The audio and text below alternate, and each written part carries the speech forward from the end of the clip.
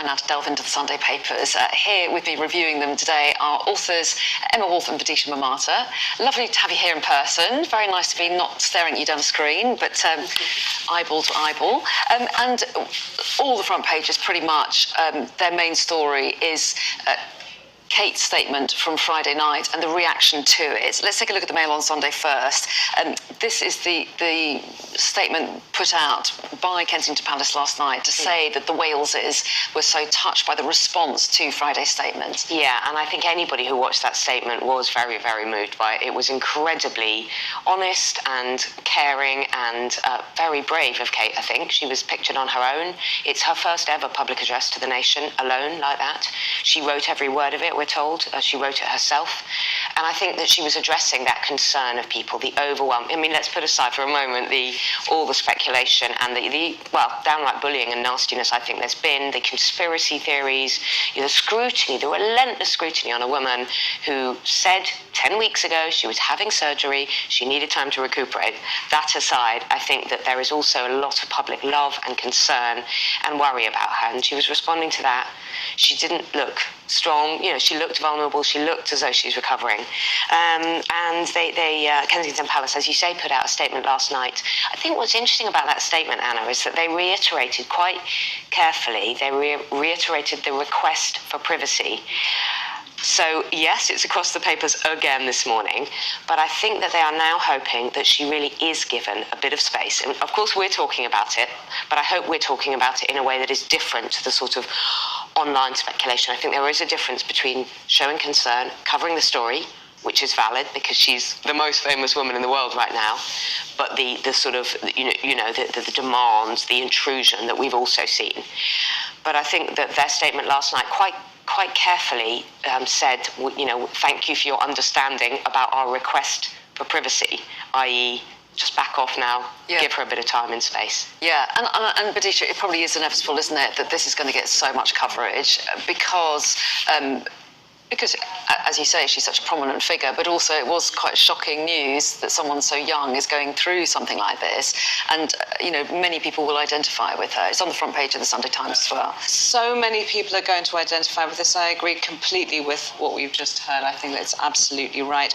Because we know the cancer statistics, even though we are, as a world community, we are researching all the time. We are trying to get on top of understanding what this is and what the treatment is. You always think, what would it be like if it happened to me? And so when it happens to someone so prominent, so scrutinized and so famous, you see her, yes, as a public figure, but also as a mother, a partner, a woman who is very keen to work and to forge her public identity, get back to her duties. And it really says something, unfortunately, about our celebrity culture, that I hope she has not felt pressured to make this statement simply because of all the absolutely lurid speculation that's been going on for the last few weeks, the ridiculous speculation. It's been so shocking and so ugly to see, and yet she has come out of it with such self-control, discretion, dignity, professionalism. I'm not sure I would behave like that. If I got a diagnosis, I would completely fall apart probably.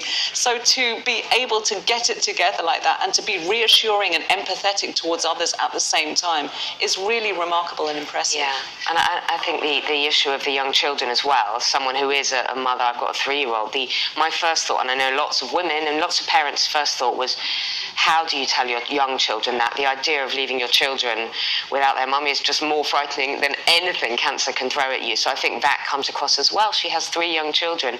But to your point about whether she felt under pressure to make this statement, I think it's inevitable that there was pressure because it just was almost out of control. I think the palace has been keen to let it be known that the timing was primarily about her own family. It was about giving the kids time to adjust to the news and then announce it as they broke up so they could then go and retreat and have family time. That was how they explained the timing, certainly. Yeah, and I think they're not looking to sort of hit out at people, so that makes sense. It's a dignified way of explaining it.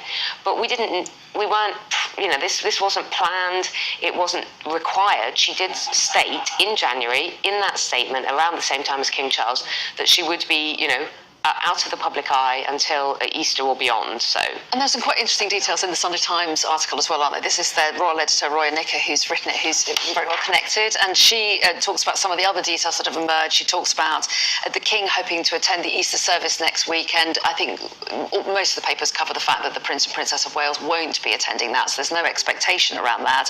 But they say that he's going to ramp up his royal activities after that, because there has been a lot of conversation about the fact that the King and the Princess of Wales are not being able to do their royal duties. This is what is so extraordinary about this, because it is part of the next chapter of this endless royal soap opera, and at exactly the same time it's a family story that could happen to any of us. But to have a serving monarch, the King, undergoing cancer treatment, and then to have the heiress to the throne, albeit by marriage, but still the heiress, the future Queen, also undergoing cancer treatment. There's even a detail about how King Charles sort of went down the corridor to look in. They say he padded down the corridor. I think toddles. That's right. Lovely. Typically humorous way of putting it, but also there are notes about how she wrote this statement herself, and I do think it's significant for her to do this, because she is known for being very shy, being very discreet, very much being duty bound, and yet you see her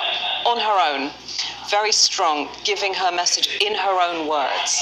And very briefly, let's touch on the Star, because I do want to. We're running out of time, and I want to get to the Moscow attacks as well.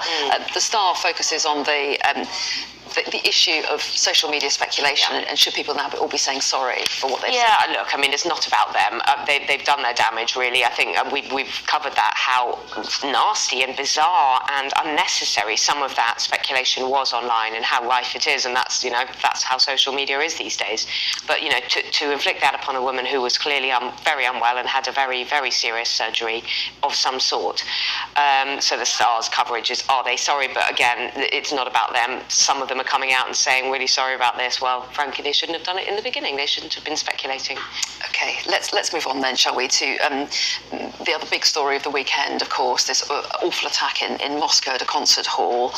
The Observer puts it as their second story on their front page. Their headline is, Putin claims arrested gun attackers were fleeing to Ukraine. So while Islamic State have claimed responsibility, President Putin implying a connection to Ukraine. This is exactly what people thought that Vladimir Putin would do. And in fact, there isn't just consternation in the international community about this, but the fact that in any other instance of outrageous terrorism, you would expect a compassionate response from the country's leader.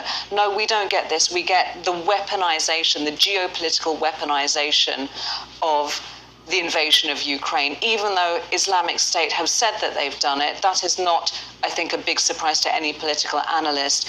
And shamelessly, I think, Putin is now trying to say that this is just another justification for what Russia are doing in Ukraine. And it is completely blatant, it is transparent and totally outrageous, and an insult also to those more than 100 people who lost their lives. They should be in touch with the truth of what's going on. It's just part of this misinformation project. It is a lot of misinformation. It took him 19 hours to come out with his statement. I think there's also increasingly kind of credible suspicion that this could be more complicated than that. It could indeed be Islamic State, which it seems to have been backed by Putin in order to, as you say, bolster support for Ukraine. A false flag kind of operation, because they don't have the resources to carry out this kind of thing. And the idea that possibly, very quickly. Sorry, what would Ukraine have to gain from this? This doesn't come out of Zelensky's playbook. He's defending his country, but he's not a cold-blooded child killer in this way. We're out of time. I'm so sorry to rush you. Emma and Badisha, you'll be back in the next hour. Thanks very much indeed.